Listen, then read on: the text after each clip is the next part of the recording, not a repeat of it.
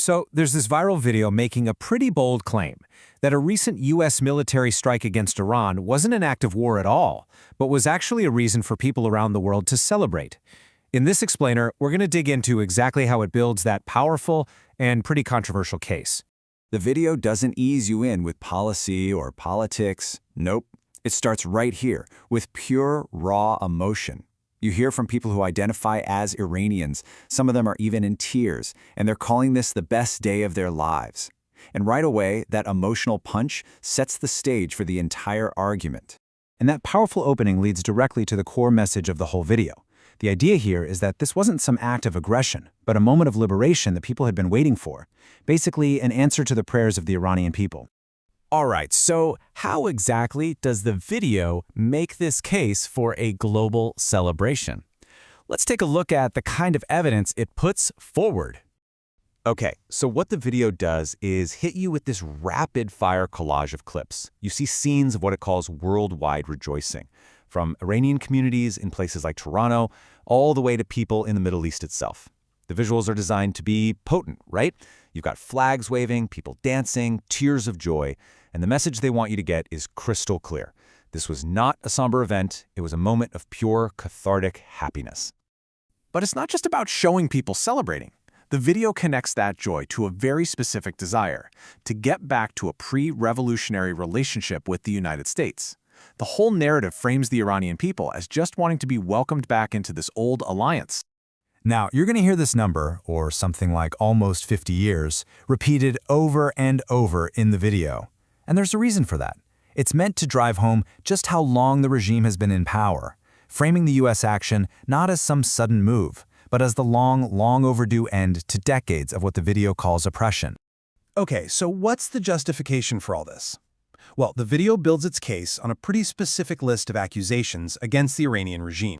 So the video just lays out this really stark list of what it calls the regime's crimes. And the argument it makes is that if you were silent on all of these issues, from how they treated their own people to funding terror groups, then you've basically lost your right to criticize this military action. It's framed as a kind of moral test. And this right here is a key part of the argument, a really sharp contrast in policy. The video boils down previous diplomatic approaches to just one thing, giving Iran money. But the Trump administration's approach? That's framed as direct, decisive force, swapping out cash for, as the video puts it, this boot. Okay, so from here, things take a turn. The argument pivots from politics to something more spiritual. It starts to make the case that these events aren't just strategic moves, but are actually part of some kind of divine plan. And this quote you see here from a pastor in the video, this is really the heart of that religious argument. It reframes the president not as just another political leader, but as an instrument of God's will, someone who operates in a way that might look crazy by normal standards, kind of like a figure from the Old Testament. So from this point of view, all the worries about future conflict or political fallout kind of take a backseat.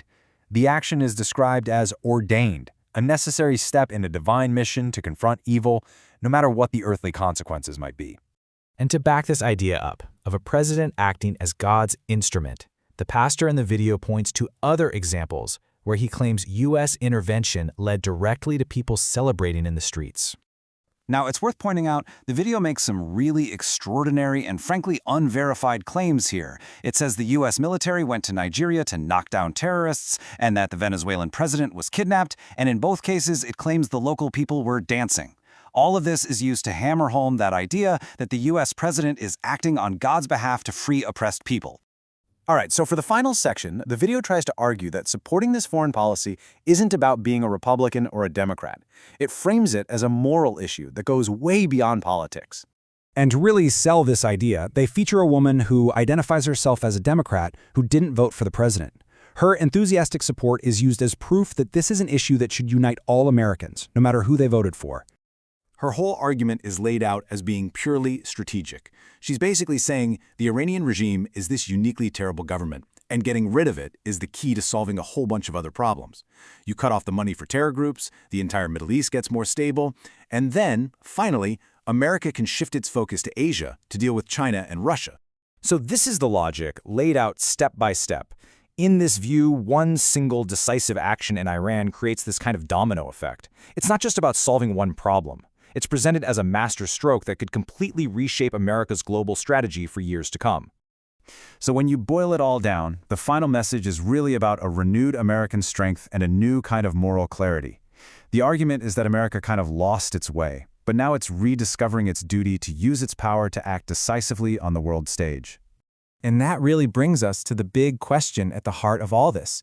The source we've looked at gives one very powerful, very emotional, and even spiritual answer. It frames a military strike as a celebrated act of freedom. It's a perspective that really forces you to ask, how do we define these actions? And maybe more importantly, who gets to do the defining?